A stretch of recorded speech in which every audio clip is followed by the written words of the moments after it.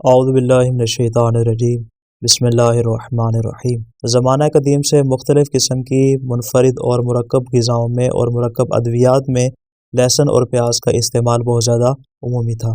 حتیٰ کہ اس کے متعلق خود آئمہ معصومین علیہ السلام کے فرمودات اور اقرارات موجود ہیں، جس کے تحت ہمیں معلوم ہوتا ہے کہ لہسن کا استعمال کوئی جدید نہیں ہے، بلکہ یہ قدیم زمانے سے مختلف ادویات میں استعمال کیا جاتا تھا۔ جیسا کہ علی بن جعفر نے اپنے بھائی امام موسیٰ کاظم علیہ السلام سے جب سوال کیا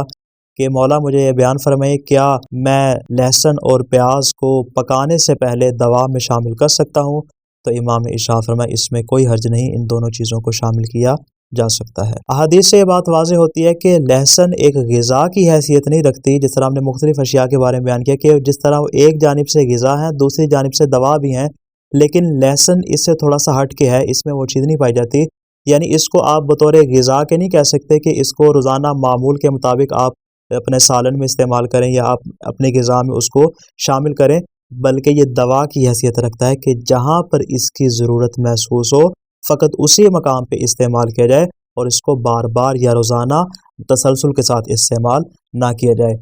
زرارہ سے صحیح حدیث نقل ہوئی ہے کہ انہوں نے امام سے جب لہسن کے متعلق سوال کیا تو آپ نے ارشاد فرمایا، اے زرارہ اپنی ہر اس نماز کا اعادہ کرو جو تم نے لہسن کھانے کے بعد پڑھی ہے۔ البتہ یہ بات آپ کے ذہن میں رہے کہ اس کے متعلق خود رسول خدا کی حدیث بھی موجود ہے کہ جمعہ کے روز یا جب بھی کوئی شخص مسجد میں آنے کا ارادہ کرے تو اس سے پہلے لہسن اور پیاز نہ کھائے۔ تو اس حدیث کو اگر اس حدیث کے ساتھ ملایا جائے تو نتیجہ یہ ملتا ہے کہ یہ جو لہسن کھانے کے بعد نماز ادا کرنا یا مسجد میں جانا، اس کے متعلق جو حکم وارد ہوا ہے، اس کی بنیادی وجہ یہ ہے کہ چونکہ لہسن کھانے سے انسان کے منہ میں بدبو پیدا ہوتی ہے، جس بدبو کی وجہ سے ملائکہ کراہت محسوس کرتے ہیں اور اس کے قریب نہیں آتے، تو لہٰذا اس حالت میں انسان کو چاہیے کہ وہ نماز پڑھنے سے قبل لہسن کھانے سے اجتناب کرے۔ یعنی ایک جانب سے ہمارے پاس یہ حدیث موجود ہے اور دوسری جانب سے خود فرمان رسول گرامی اسلام موجود ہے کہ آپ نے ارشاد فرمایا کہ لہسن کھاؤ اور اس کو بطور دوا کے استعمال کرو، اس لیے کہ اس میں 70 قسم کی بیماریوں سے شفا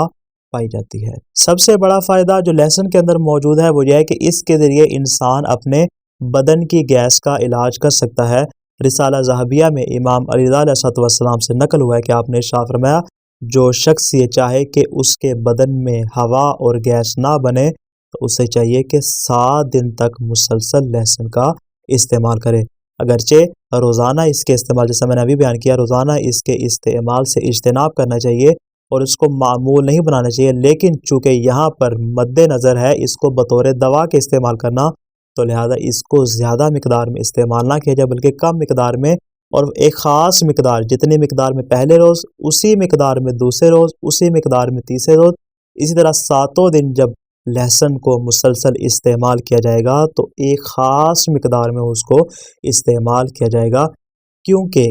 یہ گرم ہے، اس کی تاثیر گرم ہے اور اس کے ذریعے ٹھنڈی اور سرد بیماریوں کا علاج کیا جاتا ہے۔ البتہ اس کو استعمال کرنے کا طریقہ کیا ہے؟ تو اس کے متعلق حدیث میں یہ بات ملتی ہے کہ اس کو کچا بھی استعمال کیا جا سکتا ہے اور اس کو پکا کر بھی استعمال کیا جا سکتا ہے، لیکن بہتر یہ ہے کہ اس کو پکا کر استعمال کیا جائے، اس لیے کہ پکانے کی صورت میں اس کی جو بدبو ہے وہ کچے کی نسبت تھوڑی سی کم ہو جاتی ہے۔ دعائے خالق دو عالم سے کہ وہ ہمیں ہر قسم کی بیماری سے محفوظ فرمائے۔ والسلام علیکم ورحمۃ اللہ وبرکاتہ۔